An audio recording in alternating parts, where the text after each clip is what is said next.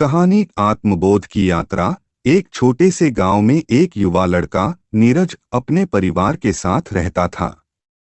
नीरज को हमेशा लगता था कि वह कुछ बड़ा करेगा, लेकिन उसे यह समझ नहीं आ रहा था कि वह क्या करना चाहता है। गांव के लोग उसकी सरलता और मेहनत की सराहना करते थे, लेकिन नीरज को लगता था कि वह कुछ खास नहीं कर पा रहा है। एक दिन गांव में एक साधु बाबा आए। उन्होंने सुना था कि यह लड़का बहुत सोचता है और अपनी जीवन के उद्देश्य को समझने के लिए परेशान रहता है। बाबा ने नीरज को देखा और उसे एक सवाल पूछा, तुम क्या चाहते हो? नीरज हिचकिचाते हुए बोला, मैं नहीं जानता बाबा, लेकिन मैं जानना चाहता हूं कि मेरा जीवन किस लिए है। बाबा मुस्कराए और बोले, आओ मेरे साथ, मैं तुम्हें दिखाऊंगा। बाबा नीरज को लेकर जंगल में गए।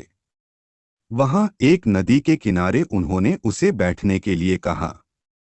फिर उन्होंने नदी की ओर इशारा किया और कहा, देखो, यह नदी कभी भी रुकती नहीं है। वह हर दिन बहती रहती है, बिना यह सोचे कि किसके लिए, क्यों और कहां तक। उसकी यात्रा बस जारी रहती है। नीरज ने ध्यान से नदी को देखा।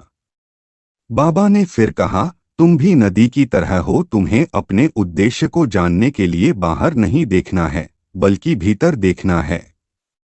जब तुम अपने दिल की आवाज सुनोगे, तो तुम्हें पता चलेगा कि तुम क्या हो और तुम्हें क्या करना है। नीरज को यह बात समझ में आने लगी। वह महसूस करने लगा कि आत्मबोध किसी बाहर की चीज से नहीं, बल्कि अपने भीतर की शांति और समझ से आता है।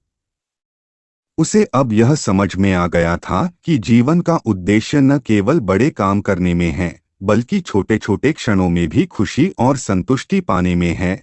उस दिन के बाद नीरज ने अपने जीवन को सादा और सच्चे तरीके से जीने की कोशिश की। वह जानने लगा कि अपने आप से सच्चा होना ही असली सफलता है। उसे यह महसूस हुआ कि आत्मबोध की यात्रा कभी समाप्त नहीं होती, बल्कि यह जीवन भर चलती रहती है। इस कहानी से हमें यह सीख मिलती है कि जीवन का उद्देश्य अपने भीतर छिपा होता है और आत्मबोध तब होता है जब हम खुद से सच्चे होते हैं।